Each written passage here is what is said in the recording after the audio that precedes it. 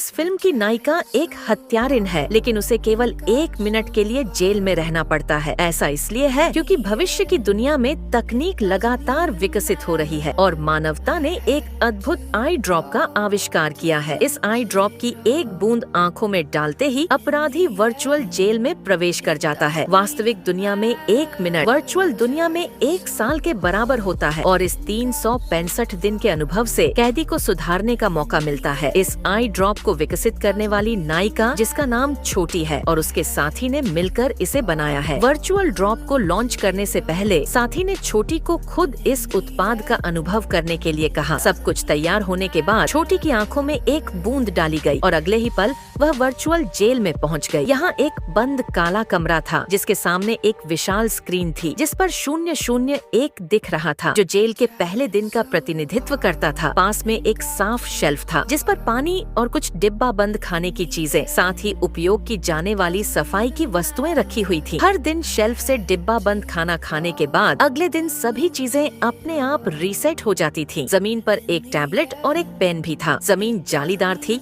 लेकिन केवल एक रात बीतने के बाद छोटी को बोरियत महसूस होने लगी। वह केवल शरीर को व्यायाम करके समय बिता सकती थी। थक जाने पर दीवार के साथ बैठकर भेड़ों को गिनती करती रहती थी जब तक कि वह सो नहीं जाती। 5वें दिन तक छोटी ने पेन से लिखना और चित्र बनाना शुरू कर दिया। अपनी निराशा और उदासी को लिखकर व्यक्त करने लगी। बोरियत भरे समय को सहन करते हुए वह धीरे धीरे 365वें दिन तक पहुंच गई। छोटी उत्साहित और घबराई हुई थी। स्क्रीन को देखते हुए 1 मिनट भी नहीं चूकना चाहती थी। सोच रही थी कि अब वह बाहर निकल सकती है। फिर स्क्रीन लाल हो गई, सभी नंबर गायब हो गए। लेकिन छोटी को यह देखकर हैरानी हुई कि स्क्रीन पर फिर से 0.1 दिखाई दिया। समय फिर से एक नए चक्र में प्रवेश कर गया था। छोटी टूट गई। वह अगले 365 दिनों को फिर से सहन नहीं कर सकती थी। उसने गुस्से में स्क्रीन पर प्रहार किया और कुछ समय बाद शांत होकर निराश होकर जमीन पर बैठ गई। अचानक उसके चेहरे पर हवा का एक झोंका आया। बंद कमरे में हवा कहाँ से आ रही थी? छोटी ने जल्दी से उठकर देखा। हवा एक